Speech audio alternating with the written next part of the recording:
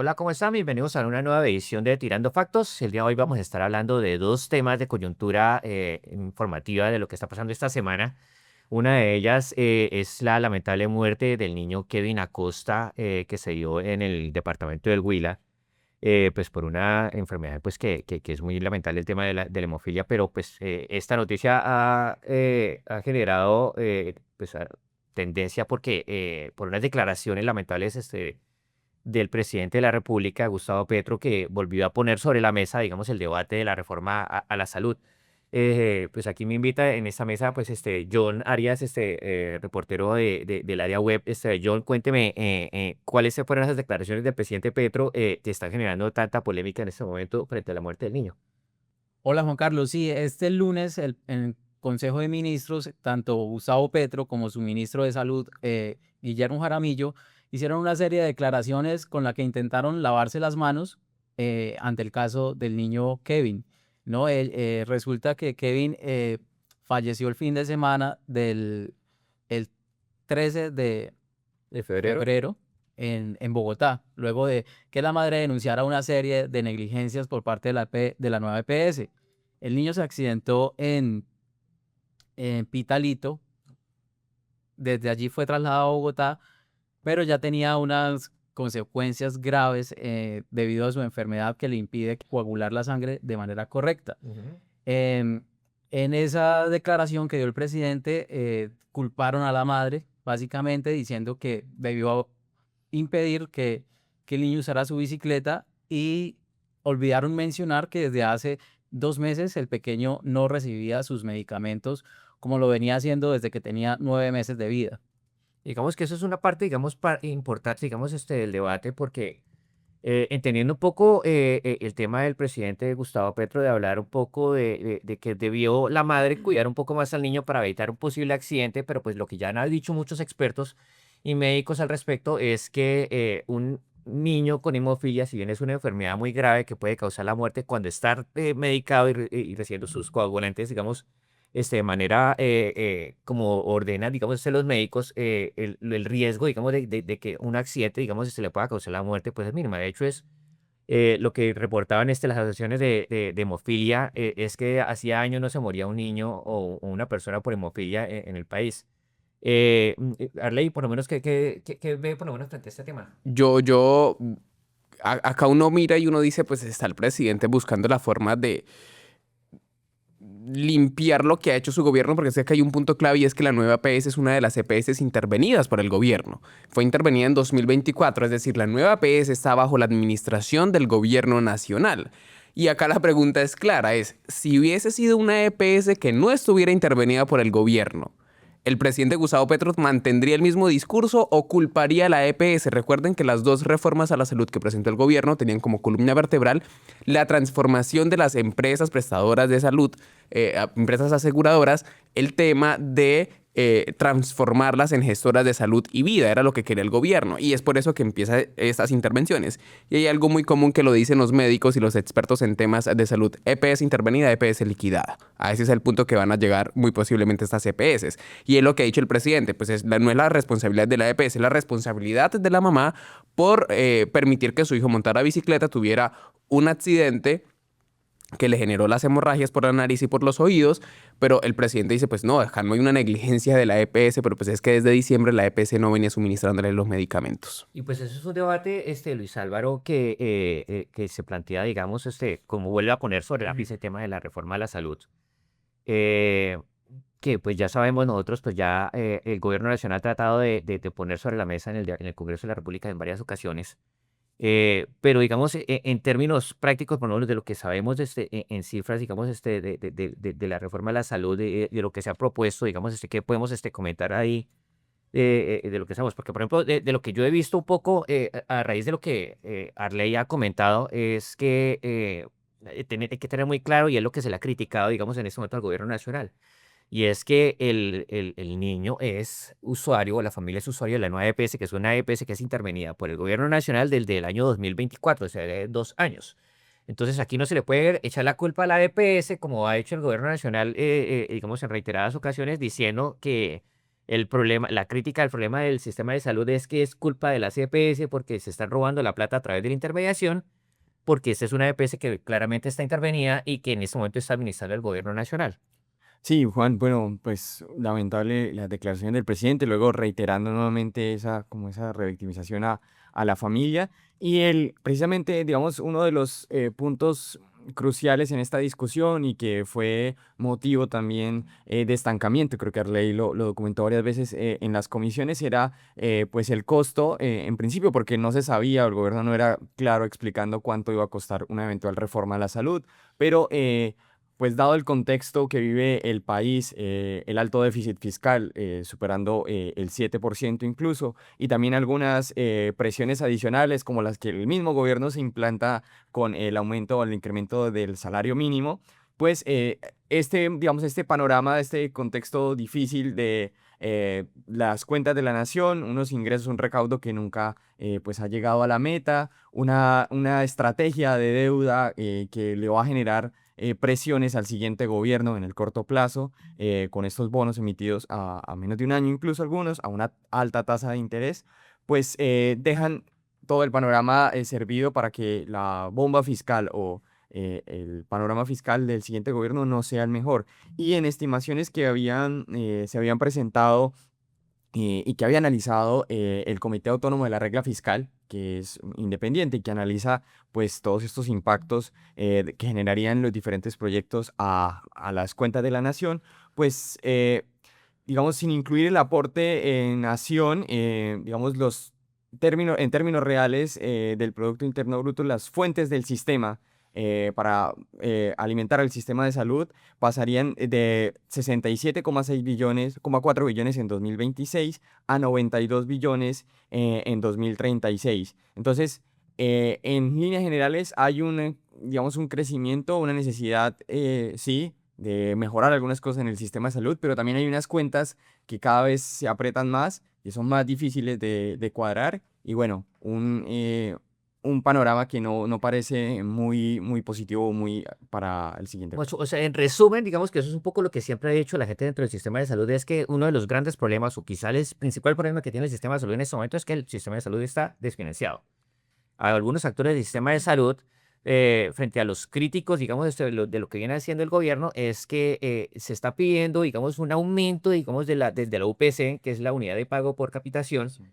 que entiendo era lo que estaba solicitando, digamos, era como del 15% o algo así por el estilo, y que lo que se aprobó a partir del gobierno nacional fue casi que la mitad, Ujú. y incluso es algo que la justicia está advirtiendo que hay que autorizar un aumento mayor para poder garantizar la financiación, Arley. Así es, el año pasado la Corte Constitucional falló a favor de las EPS diciendo, oiga, se necesita aumentar la UPC porque es que la- no alcanza para costear el sistema de salud, que si bien es cierto está desfinanciado, todo está subiendo y las EPS pues de cierta forma empiezan también a sentir ese coletazo de todo y lo vemos por ejemplo con los temas de la adquisición de medicamentos en las EPS y no solamente está pasando con la nueva EPS sino con otras EPS a nivel nacional y es el suministro de medicamentos se ha visto suspendido. Esto implica que muchos de los pacientes que necesitan estos medicamentos para tratar enfermedades, pues no puedan acceder.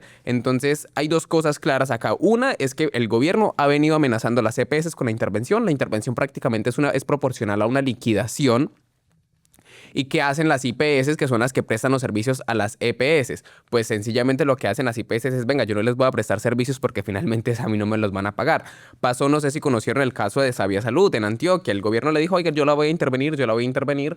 ¿Y qué hacen las IPS? No prestan los servicios y es así como se quedan sin consultorios y también sin gestores farmacéuticos. La reforma de la salud se hundió por varios hechos, como lo comentaba Luis Álvaro. Uno, porque no hubo voluntad política por parte del gobierno nacional para negociar, pero también hubo partidos como el liberal y el conservador que marcaron las famosas líneas rojas de César Gaviria que decían, nosotros no vamos a ceder si no se mantienen estos hechos, si no se cede en esto, por ejemplo, la intervención de las EPS.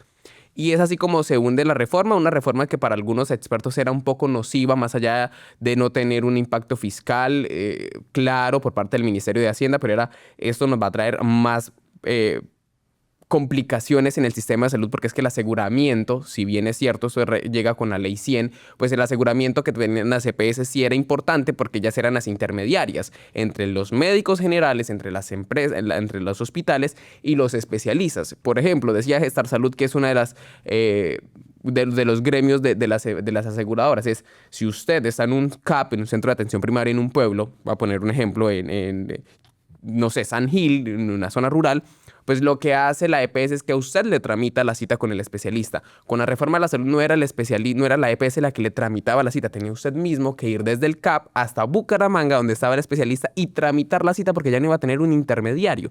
Y era esto lo que quería cambiar el gobierno nacional con las EPS, que se han convertido las enemigas para el gobierno nacional, y que lo vemos hoy en día, el gobierno no le tira duro a la nueva EPS porque finalmente está intervenida por el mismo gobierno.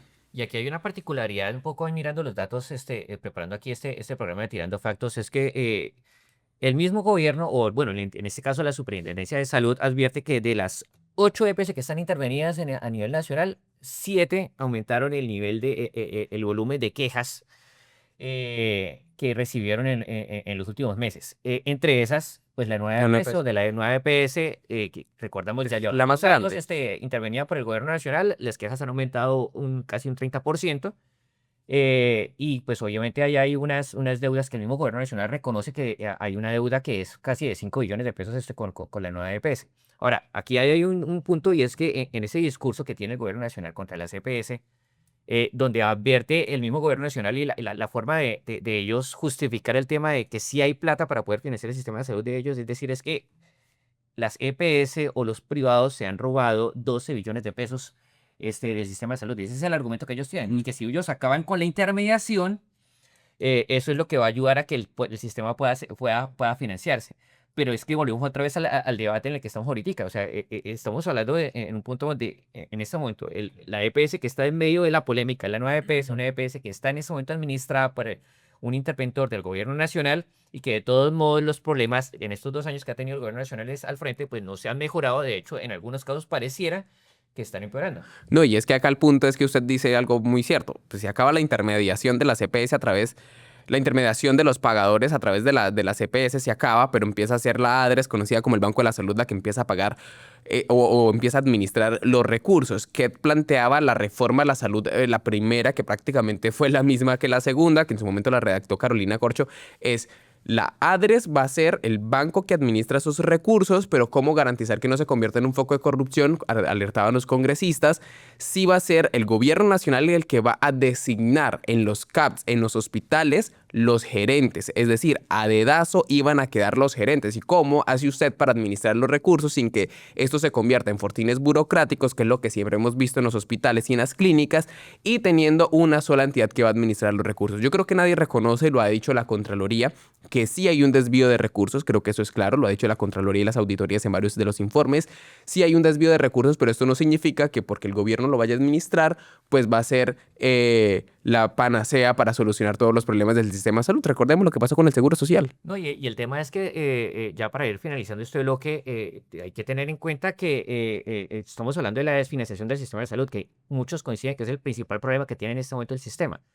Y esta reforma a la salud, la que viene promoviendo el Gustavo Petro, no le baja, digamos, el costo del sistema de salud, sino que por el tema de la necesidad de implementar estos CAP, antes lo aumenta, y se estimaba, el mismo gobierno nacional hablaba que era más o menos 1 billón de pesos, como los 7.000 millones de pesos adicionales, lo que costaba la reforma a la salud adicionales. O sea, y tampoco estaba muy claro dónde iba a salir ese dinero.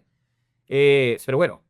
No, sí, eso que su merced menciona, y ahí para complementarlo, en ese documento del CARF, la estimación que se hace es que plazo 2026, 2036, 10 años de la implementación de esa reforma, al gobierno nacional, al gobierno central, le tocaría poner más o menos 126 billones de pesos para cubrir el déficit de lo que implica todo lo que ustedes mencionaban de la construcción de CAPS, o bueno, la transformación de CAPS y ello. Y otro asunto que es muy importante y que ya pues le está pegando al bolsillo de los hogares es el creciente gasto de los colombianos en medicamentos.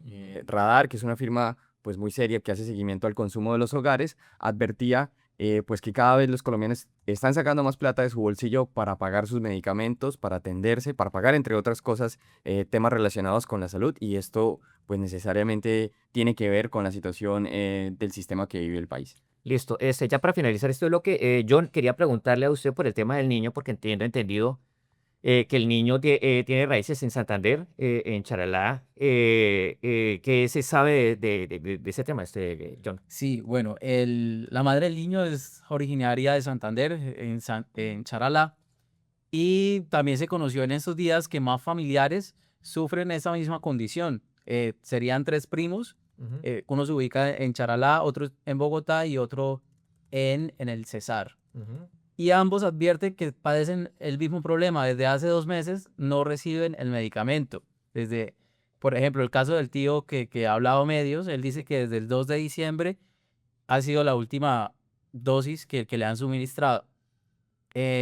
Lo que también desmiente un poco a las declaraciones de Gustavo Petro, quien nuevamente volvió a echarle el agua sucia a la madre diciendo que ella se negó a una intervención quirúrgica ujú. al menor, pero realmente lo que explicaba el hombre es que la mujer niega ese tratamiento, esa cirugía, porque de hacerlo sería garantía la muerte del niño, Ujú. porque antes de una intervención se debía suministrar el medicamento que impedía que se desangrara. Claro, por el tema de la hemofilia, que es la enfermedad que tiene, Ujú.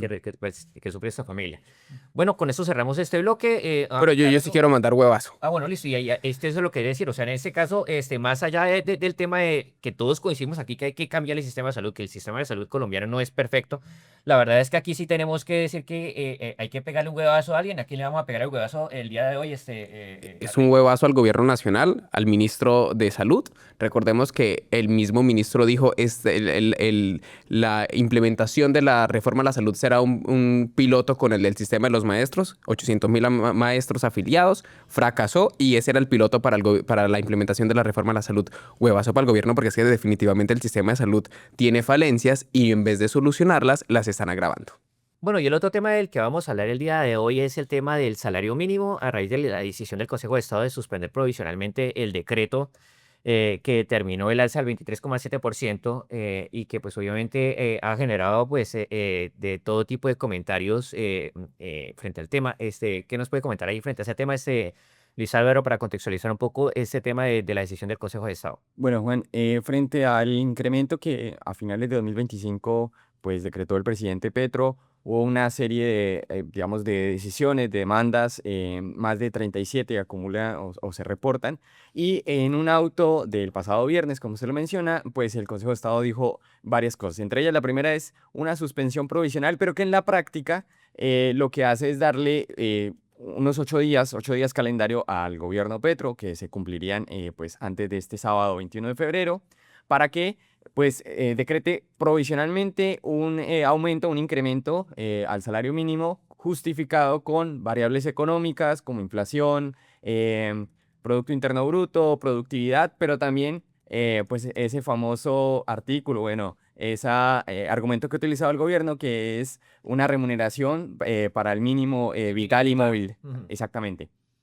En teoría, si bien era una suspensión, lo que hacía era darle al gobierno 8 días para este decreto transitorio y luego digamos, de que el gobierno cumpliera con ese decreto transitorio que ya ha anticipado va a mantener el mismo valor, entra a revisarse de fondo, pues, el incremento inicial, si cumplió con los requisitos o no, y pues a responder todos los argumentos o todas las demandas en proceso unificado de este alza del salario mínimo. Bueno, yo creo que una de las preocupaciones que tiene la gente en este momento, que ya poco a poco hemos ido nosotros aquí en Vanguardia aclarando para que la gente tenga pues claridad al respecto, hay muchas dudas de la gente frente a qué va a pasar con mi salario, qué pasó con lo que me pagaron en enero, cuánto me van a pagar entonces a partir del mes de febrero, porque ahí hay un montón de dudas ahí al respecto, pero digamos un resumen ahí, Ejecutivo. ejecutivo, porque son muchas dudas, pero digamos en líneas generales, digamos las principales dudas que tiene la gente y que podemos aclararle a la gente al respecto. Así, Juan.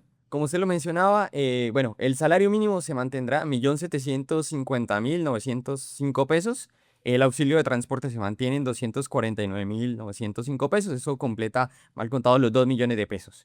¿Qué va a pasar con lo que se pagó? Ya quedó así. Ni los empleados ni los trabajadores tienen que devolver un solo peso de lo devengado. Esto es muy importante que se tenga presente. Y también, hablando precisamente del pago de febrero, las quincenas, la primera quincena que ya se cumplió, se debe pagar con el mismo salario, con el salario mínimo decretado por el gobierno a finales del año pasado. Eso se mantiene intacto. Y para este mes, para lo que será el mes de febrero, con este anuncio del gobierno, que simplemente falta que se haga oficial de mantener en ese decreto provisional el incremento, el mismo incremento del 23,7, se va a seguir pagando lo mismo. En efecto, la gente va a seguir persiguiendo, la gente que persigue un salario mínimo en el país va a seguir recibiendo su salario como tal.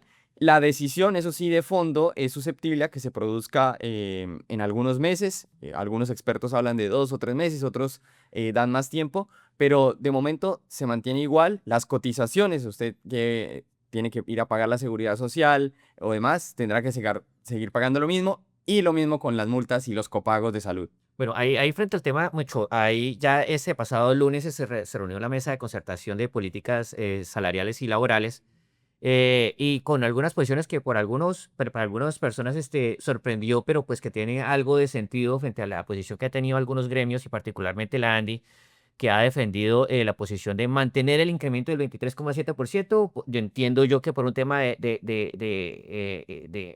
evitar el impacto, digamos, de la incertidumbre que está generando esta decisión del Consejo de Estado, mientras que hay algunos sectores, como por ejemplo Finalco, con el caso de Jaime Alberto Cabal, que ha insistido con el tema de que el aumento del 23,7% es nocivo para la economía.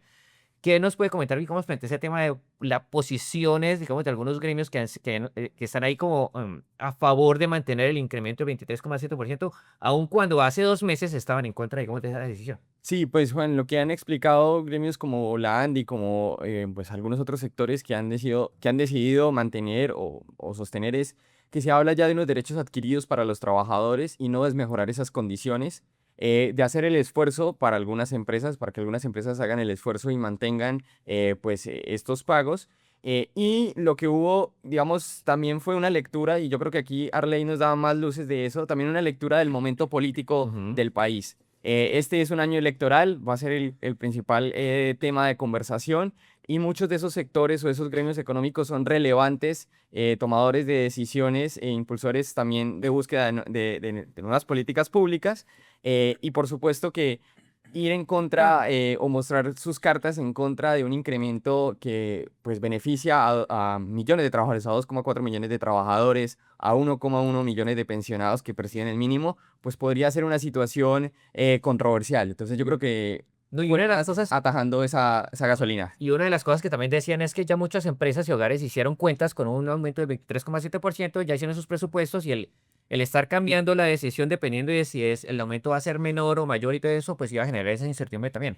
Pero pues claramente aquí Luis Álvaro, pues ahí hay lo que mencionaba, ahí hay un trasfondo político de cómo está se usando el incremento del salario mínimo en un año electoral y de cara, digamos, a los comicios, con una decisión que aparentemente y claramente no se va a tomar de fondo en el Consejo de Estado antes de que haya elecciones presidenciales. Sí, yo no sé si ustedes recuerdan, pero una vez el año pasado, Gustavo Petro estuvo en Bucaramanga y él anunció el salario mínimo va a ser por decreto y todavía no se habían sentado a negociar. O sea, no se habían sentado en la mesa a decir cuánto iba a ser el salario mínimo o el incremento. Él simplemente lo anunció, va a ser por decreto.